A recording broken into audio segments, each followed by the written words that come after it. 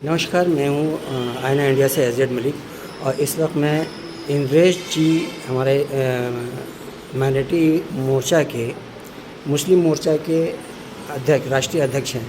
इनके साथ में मैं यहाँ पे हूँ और उनकी चाहने वाली उनके अनुयायी साध्वी जी हमारे साथ इस वक्त हैं, जो यहाँ पे एक छोटा सा कार्यक्रम करवा रही हैं। साध्वी जी से मैं मिलना चाहूँगा और बताना चाहूँगा इनको, और इनसे इस बात को जानना चाहूँगा कि ये कार्यक्रम किस तरह का है और क्यों यहाँ पे, क्या हमेशा करते रहते हैं या फिर सिर्फ आज के लिए है, क्या आपका उद्देश्य क्या होता है इससे? जी, आज मैंने गुरु पूर्णिमा मनाई है। वैसे 13 तारीख को है। मैंने इसलिए आज गुरु पूर्णिमा की है कि कल को हमारे गुरुजी देवर्षि जी इंद्रेश कुमार जी कहीं बाहर होंगे और फिर मुझे ये मौका नहीं मिल पाएगा।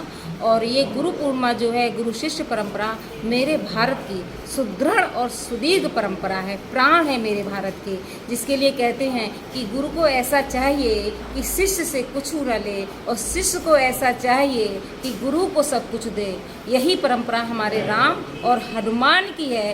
अष्ट सिद्धि नौ निधि के दाता हनुमान जी ने प्रभु श्री राम के चरणों में पूरी शक्ति लगा दी, संस्कृत रूपी सीता का हरण किया, तो प्रभु श्री राम का आशीर्वाद था, उनके मुख पर नाम था।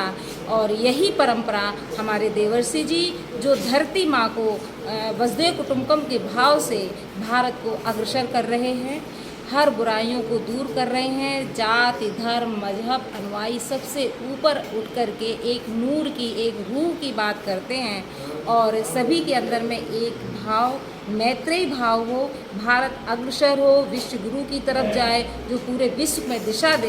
इस भाव के साथ मैं उनके संग शिष्यवत भाव से जुड़ी हुई हूँ। वेरी गुड, थैंक्स, धन्यवाद। आपने बहुत अच्छी एक प्रेरणा स्रोत आपकी जो बातें हैं।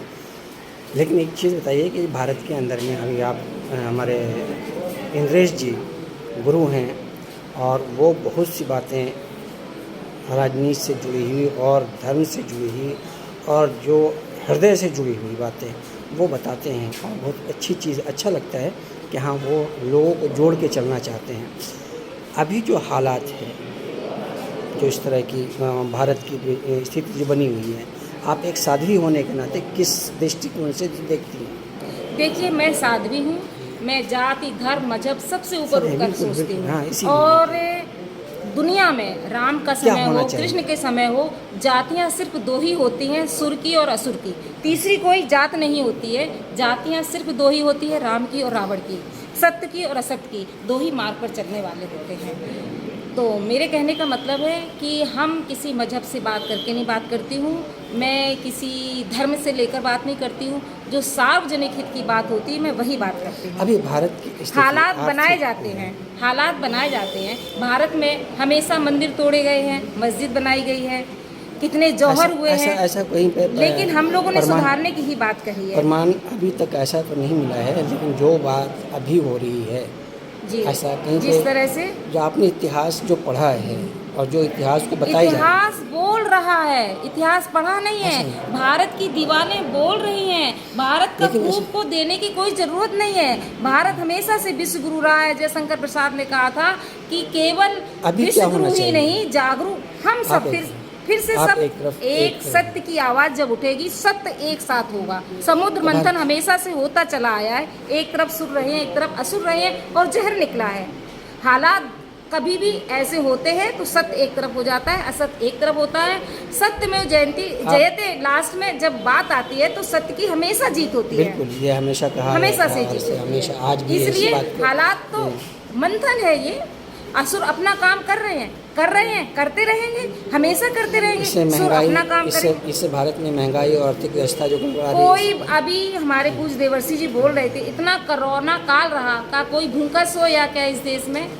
इतनी जो लोग मरे, सब आराम, पहले से बहुत अच्छी स्थिति में है। मैं गांव में रहती हूँ, गांव में काम कर रही हूँ। इतने जो लोग मरे इतना भारत के अंदर में, इसका कोई आपके कितने लोग मरे भारत के अंदर में? लाखों लाख। और विश्व में है? और विश्व में नहीं मरे हैं क्या?